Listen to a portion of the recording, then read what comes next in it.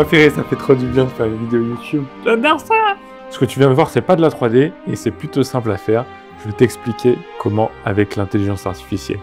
Je demande à l'intelligence artificielle, donc en l'occurrence ici, je vais utiliser Sora, de me créer une méduse sur un fond noir. Je télécharge la vidéo et ensuite, je l'incruste à ma vidéo finale avec un certain mode de fusion. Si tout ça c'est du chinois pour toi, t'inquiète pas, je vais t'expliquer. Je vais faire en sorte à ce que les explications puissent être adaptables selon le logiciel que tu utilises. J'aime bien réfléchir toujours en grand principe pour faire à ce que si t'as pas le même logiciel que moi par exemple, tu puisses quand même le faire. Mais avant ça, cette vidéo est sponsorisée par FlashBiz. Pourquoi est-ce que je rigole?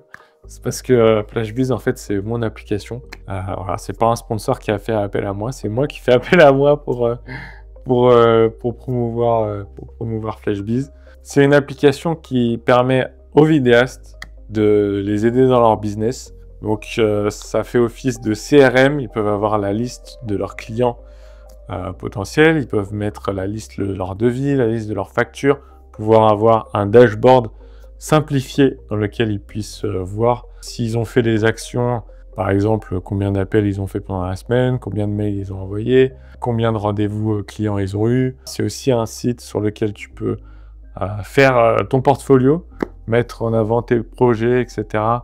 Plutôt que de payer un certain montant par mois pour te faire ton propre site internet. Et là, tu peux directement aller sur FlashBiz et mettre tes différents projets. Ça te permet d'avoir un petit lien que tu peux envoyer ensuite à tes clients assez facilement. L'application est en cours de développement, mais si tu veux la tester, il suffit tout simplement d'aller dans le lien en description. Merci beaucoup à tous ceux qui testent FlashBiz et me font des retours. L'intelligence artificielle, c'est un truc de zinzin. Sora, je crois que c'est sorti il y a genre 1 an ou 2 ans, je sais plus. Et à l'époque, j'en croyais pas mes yeux. C'est quand même impressionnant de voir à quel point la technologie, elle avance super rapidement. Je pense que dans tous les cas, la courbe va être que exponentielle, donc il va y avoir des choses qui vont sortir très rapidement et c'est à nous aussi de savoir nous adapter et de toujours être dans un mindset positif et de pas être en mode « Ah, on va se faire remplacer » et tout ça. Être plus dans un mode « Ok, comprendre comment est-ce que je peux utiliser les outils pour faire les choses plus vite, avancer plus vite. » Voilà, faire des trucs stylés comme le tutoriel que je vais vous montrer aujourd'hui. Alors, comment est-ce que j'ai fait pour faire cette jolie méduse? Déjà, dans un premier temps, j'ai utilisé ma caméra, donc mon Sony A7 IV. Vous pouvez utiliser la caméra que vous avez. Et ensuite, j'ai aussi utilisé une light, c'est une Nanlite. Donc là, c'est le pivot tube que j'ai derrière moi. Ça permet de faire des couleurs. Par exemple, j'ai mis la couleur bleue. Étant donné que le jellyfish, il émet de la lumière, il faut absolument que sur mon visage, il y ait la bonne couleur, etc. C'est ça aussi qui fait à ce que l'effet est plus réaliste. Si jamais j'avais pas eu cette lumière qui m'éclairait le visage, ça aurait été carrément pas réaliste du tout. Ensuite, je suis allé sur Sora et j'ai mis une phrase en anglais du style Majestic Magic Glowing Jellyfish in Water on Black Background. Because you can't do what we want to do. L'idée, c'est de lui demander de faire quelque chose de lumineux sur un fond noir. Vous pouvez adapter ce tutoriel pas forcément à une méduse, mais à tout ce qui émet de la lumière. Vous pouvez lui demander une boule de feu, vous pouvez lui demander des hologrammes, vous pouvez lui demander tout ce que vous voulez qui émet de la lumière et qui est sur un fond noir. Et je vais vous expliquer pourquoi. C'est à cause du mode de fusion. Le mode de fusion, c'est la façon dont les calques se superposent les uns aux autres. On peut avoir un mode de fusion normal, où grosso modo le calque du dessus, il va empêcher de faire à ce qu'on voit le calque d'en dessous. Mais il y a plein d'autres modes de fusion différents qui font à ce qu'il peut y avoir des mélanges entre les calques. 2 modes de fusion que je trouve très stylés, c'est le mode de fusion produit et le mode de fusion écran. Le mode de fusion produit, il permet d'enlever grosso modo tout ce qui est blanc et de garder que ce qui est noir.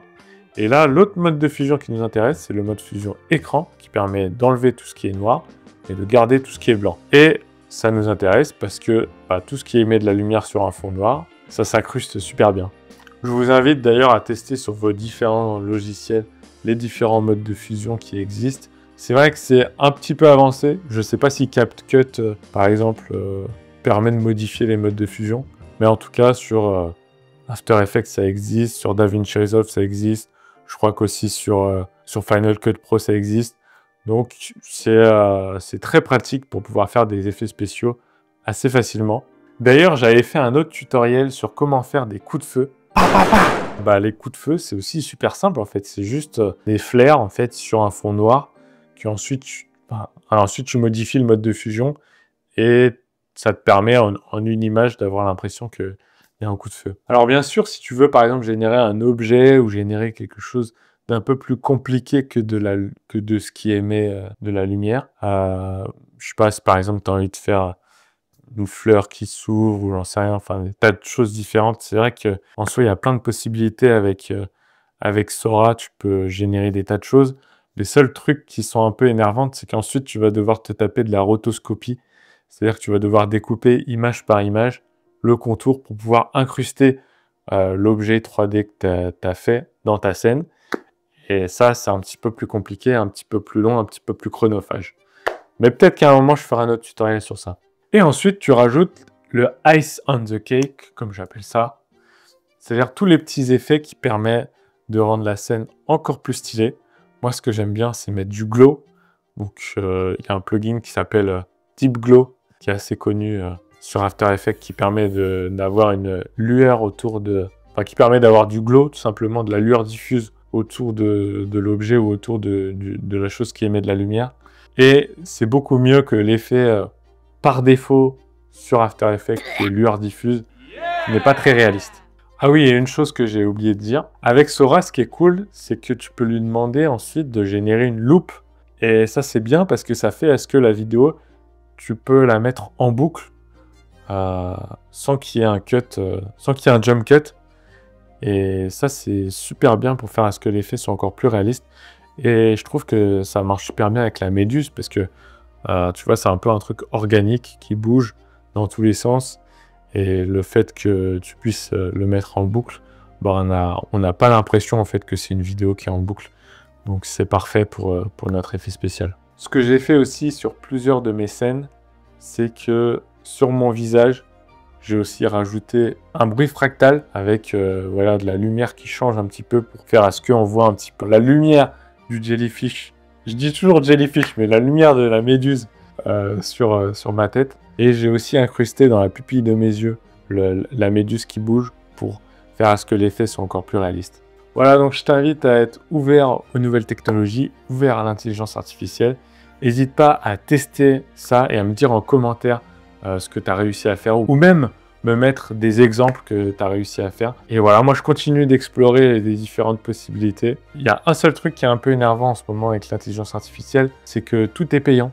Il y a tellement de trucs différents, il y a Midjourney, il y a Kling, il y a OpenAI, il y a Google VO2, il y a tellement de trucs qui permettent de générer des vidéos avec l'intelligence artificielle que tu n'as pas forcément envie de mettre ta carte bleue partout dans tous les trucs. J'attends que ça se calme un petit peu avant de vraiment voilà, foncer et apprendre un seul outil. En tout cas, déjà, Sora, on peut faire beaucoup de choses avec. Voilà, c'était une petite expérimentation simple avec l'intelligence artificielle. N'hésite pas à t'abonner, à mettre un like sur cette vidéo. C'est un truc de fou, je pense que l'arrière-plan, il est complètement surexposé, mais c'est pas grave. Sur ma chaîne, j'inspirerai les futurs réalisateurs. Fais ton film.